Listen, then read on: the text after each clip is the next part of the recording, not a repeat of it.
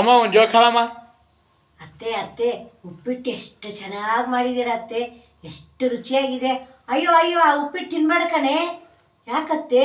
ಅಯ್ಯೋ ನಾನು ಇವತ್ತು ಡ್ರೈ ಫ್ರೂಟ್ಸ್ ಹಾಕಿ ತುಪ್ಪ ಹಾಕಿ ಚೆನ್ನಾಗಿ ಕೇಸರಿ ಬಾತು ಉಪ್ಪಿಟ್ಟು ಮಾಡಿದ್ದೆ. ಎಲ್ರಿಗೂ ಉಪ್ಪಿಟ್ಟು ಕೇಸರಿ ಬಾತ್ ಕೊಟ್ಟೆ. ಕೇಸರಿ ಬಾತ್ ತುಂಬ ಚೆನ್ನಾಗಿದೆ ಅಂತ ಎಲ್ಲರೂ ಕೇಸರಿ ಬಾತ್ ತಿಂದರು. ಅದ್ರ ಜೊತೆಗೆ ಉಪ್ಪಿಟ್ಟು ಹಾಕಿದ್ನೆಲ್ಲ ಅದನ್ನು ಸ್ವಲ್ಪ ಸ್ವಲ್ಪ ತಿಂದು ಹಾಗೆ ತಿಂದಿದ್ದ ಅರ್ಧ ಅದ್ರಲ್ಲಿ ಪ್ಲೇಟ್ನಲ್ಲೇ ಬಿಟ್ಬಿಟ್ಟಿದ್ರು. ಅದನ್ನು ಯಾಕೆ ಚೆಲ್ಲೋದು ಅಂತ ಎಲ್ಲ ಒಂದು ಡಬ್ಬೆಗೆ ಹಾಕಿ ಇಟ್ಟಿದ್ದೆ. ಅದನ್ನ ನೀನು ತಿಂತಾ ಇದ್ದಿ ಕಣೆ.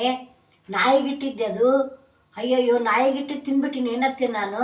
ಅಯ್ಯೋ ದೇವ್ರೆ ಏನು ಮಾಡೋದು ಈಗ? ಹೋಗ್ಲಿ ಬಿಡಮ್ಮ, ಯಾರ್ಯಾರ ಹೆಸ್ರನ್ನಾಗೆ ದೇವ್ರ ಅನ್ನದ ಮೇಲೆ ಅದು ಹೆಸರು ಬರ್ದಿತ್ತಾನೆ ಅಂತ ನನ್ನ ಹೆಸರು ಇದ್ರ ಮೇಲೆ ಬರ್ದಿದ್ದಾರೆ ನೋಡತ್ತೆ.